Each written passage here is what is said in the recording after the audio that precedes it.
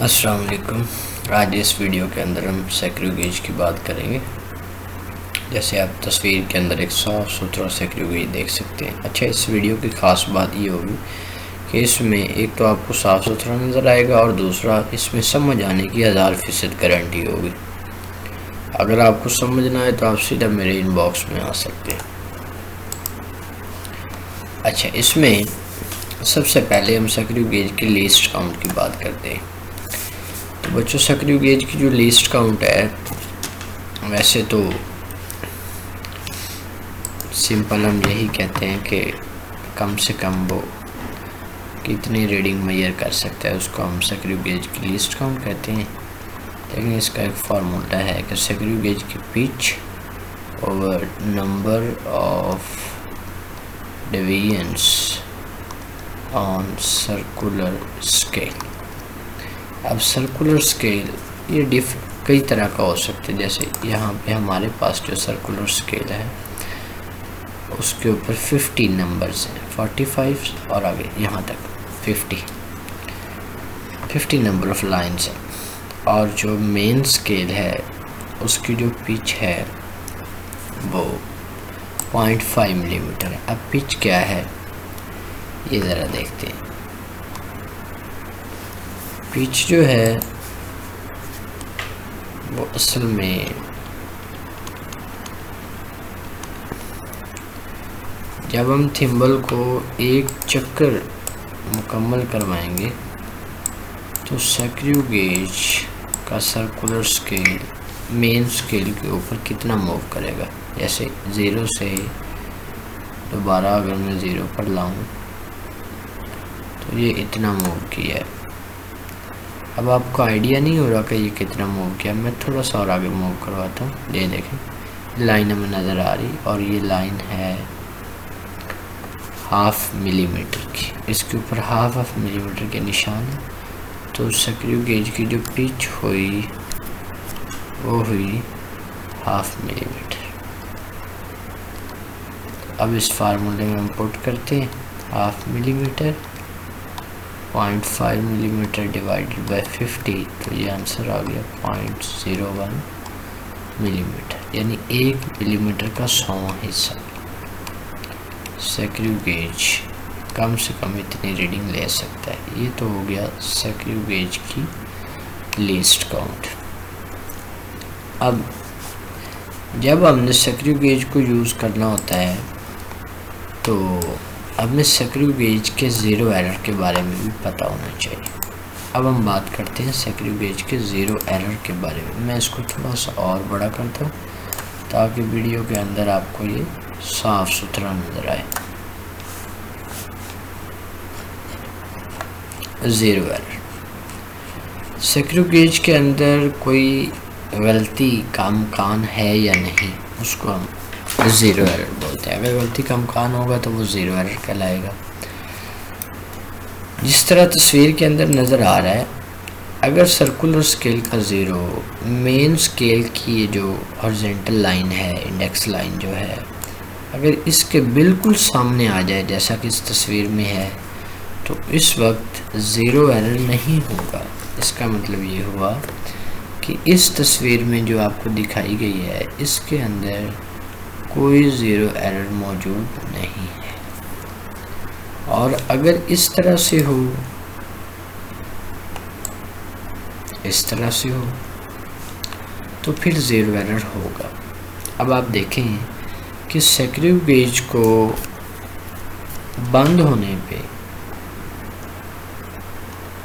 इसको क्लोज़ करने पे इस ज़ीरो को यहाँ पहुँचना चाहिए था, लेकिन वो नहीं पहुँची। इसका मतलब है इतनी रीडिंग, ये हर रीडिंग के अंदर ये इतनी वैल्यू एक्स्ट्रा देगी। ऐसा ज़ीरो एरर जो है वो पॉजिटिव ज़ीरो एरर होता है। और इसका फार्मूला होगा वो लाइन जो सामने आ रही है और उसको मल्टीप्लाई करना है लीस्ट काउंट। तो लीस्ट काउंट हम दोबारा यहाँ पर लिख लेते हैं 0.01 मिलीमीटर। तो इस वक्त लाइन कौन सी है, 5, 6 और 7। तो 7 को आप मल्टीप्लाई करवा दें 0.01 मिलीमीटर से, तो आंसर बन गया 0.07 मिलीमीटर। ये आ गया पॉजिटिव ज़ीरो एरर। अब होगा तो एक ही तरह का, जो स्क्रू गेज आप यूज़ करेंगे या उसमें नहीं होगा, या पॉजिटिव होगा या नेगेटिव होगा, लेकिन हमने यहाँ बात करनी है दोनों की। तो नेगेटिव ज़ीरो एरर कब होगा और कितना होगा, उसकी हम बात करते हैं। इस सूरत में ज़ीरो एरर नेगेटिव होगा जब ज़ीरो क्रॉस करके ऊपर चला जाएगा।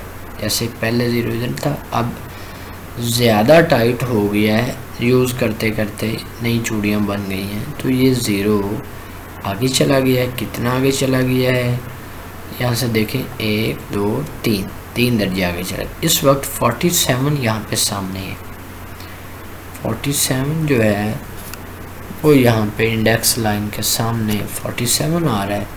तो इसका मतलब हुआ कि इतना तो एरर नहीं है। एरर कितना है, एरर है 3 डिवीजन्स का। इसका मतलब ये हुआ कि नेगेटिव ज़ीरो एरर के अंदर जो भी लाइन सामने आ जाए, यहाँ पे तो डिसाइड करना आसान है।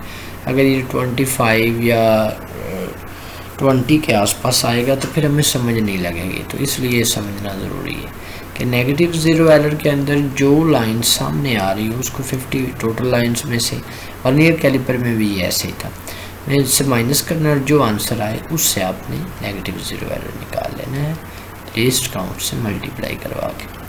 तो यहाँ पे 3 है, 3 को मल्टीप्लाई कर देंगे 0.01 मिलीमीटर से, तो ये आ जाएगा -0.03 मिलीमीटर। ये नेगेटिव ज़ीरो एरर आ गया। अब हम इससे रीडिंग लेने का, स्क्रू गेज से रीडिंग लेने का तरीकाकार सीखेंगे। तो इसके लिए चूँकि वीडियो रिकॉर्ड हो रही है तो मैं ये सारा एक दफ़ा रेज कर देता हूँ ताकि नए बोर्ड पे आपको चीज़ें ज़्यादा साफ़ सुथरी नज़र आए। अब ये जो वायर है जो हमारे पास मौजूद है, इसको हमने उठा कर रखना है यहाँ पर। ये खुद ही आगे चीज़ को रखना है। उसके बाद इसको आराम से क्लोज़ करना है। अगर इसके अंदर कोई थोड़ी बहुत गुंजाइश मौजूद हो तो आपने फिर रैचेट से इसको आपने घुमाना है, इसको, ताकि वो आराम से साथ लग जाए और इसको ख़राब ना करे। अब हमने रीडिंग पढ़नी है। तो जब भी हमने स्क्रू गेज से मेजरमेंट करते हुए रीडिंग पढ़नी है तो वो रीडिंग, अब हम इसकी थिकनेस फाइंड कर रहे हैं इस वायर की। तो इसकी रीडिंग एक तो होगी मेन स्केल से, मेन स्केल रीडिंग हम उसको कह देते हैं। आधे आधे मिलीमीटर के निशान है, यहाँ पर 1 मिलीमीटर, यहाँ पर 2 मिलीमीटर। तो यहाँ से मुझे रीडिंग मिल गई 2 मिलीमीटर। अब वर्नियर सर्कुलर स्केल डिवीजन, मैं इसको सी बना दूँ, सर्कुलर स्केल डिवीजन। कौन सी लाइन सामने आ रही है, ये आ रही है 21 और 22 और सर्कुलर स्केल रीडिंग वो कितनी बनेगी, इसको लीस्ट काउंट से मल्टीप्लाई करेंगे तो वो बन जाएगी 0.22 मिलीमीटर। और जो टोटल रीडिंग हमारे पास आएगी वो आ जाएगी 2.22 मिलीमीटर। इस तरह से आप 3 रीडिंग लें, फिर उन 3 रीडिंग्स की एवरेज ले लें, तो आपकी रीडिंग, आपका टेबल जो है वो मुकम्मल हो जाएगा। टेबल के ऊपर आपने लिखना है ऑब्जर्वेशंस। जब आप शुरू करेंगे तो ऊपर आपने ज़ीरो एरर लिखना है, लीस्ट काउंट लिखना है, उसके बाद ज़ीरो एरर लिखना है। ज़ीरो एरर आप आसानी के लिए 0 ही लिख दें। उसके बाद टेबल के अंदर आपने थिकनेस फाइंड करनी है, एक दफ़ा, दूसरी दफ़ा, तीसरी दफ़ा, बेशक आप तीनों दफ़ा एक ही रीडिंग लिख लें, या हम 22 लिए, 23 ले लें, 24 ले लें, 25 ले लें और टोटल रीडिंग निकाल के तीनों का एवरेज ले लें। तो जो एवरेज थिकनेस आ जाएगी आपके पास उसको आप लिख दें और जनाब आपका ये प्रैक्टिकल जो है या वर्नियर स्क्रू गेज से जो रीडिंग है वो कंप्लीट हो जाएगी इस तरह से। तो मुझे उम्मीद है आपको इसकी समझ आ गई होगी।